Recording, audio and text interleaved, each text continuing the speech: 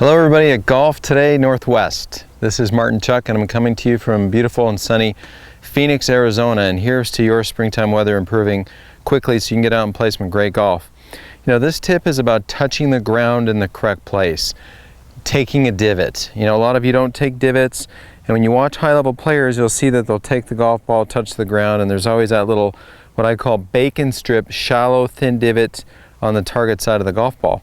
So let's talk about how you're going to touch the ground in the right place. First, I'm going to hit a couple shots here. I've got an 8-iron. I'm just going to hit some pretty normal 8-irons, not too hard, not too soft. We'll see how we do on these strikes.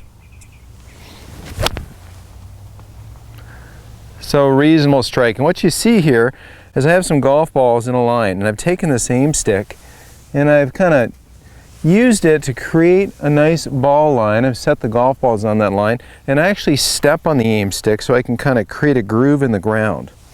So that'll help me really define where my golf club lands after I touch a golf ball. And then I'll use it to help me with my ball location as well. So in that particular shot, the bottom of my divot is a few inches to the left of the golf ball.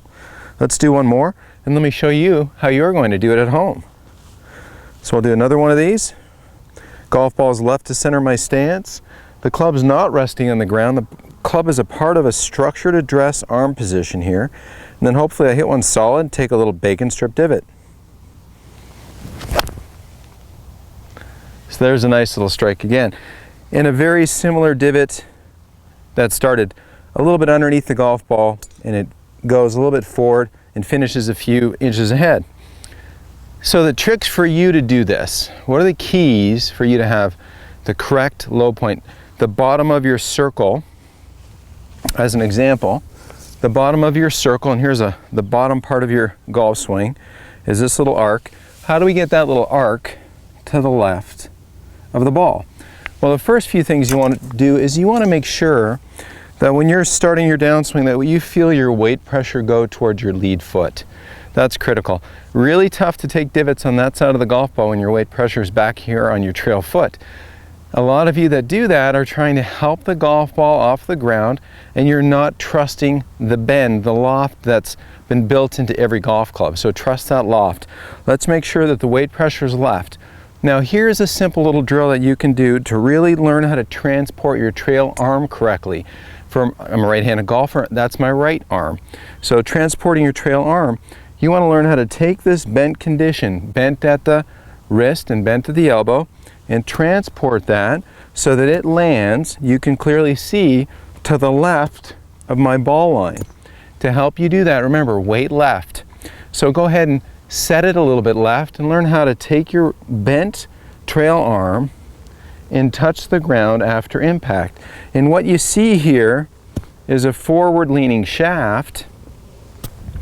When you can do this a few times, go ahead and hit a couple one-arm only shots with your trail arm. Grip the club normally, then go ahead and take your left hand or lead hand away and hit some trail arm shots and see how you do. And here I'll slow one down for you so you can get an idea of this.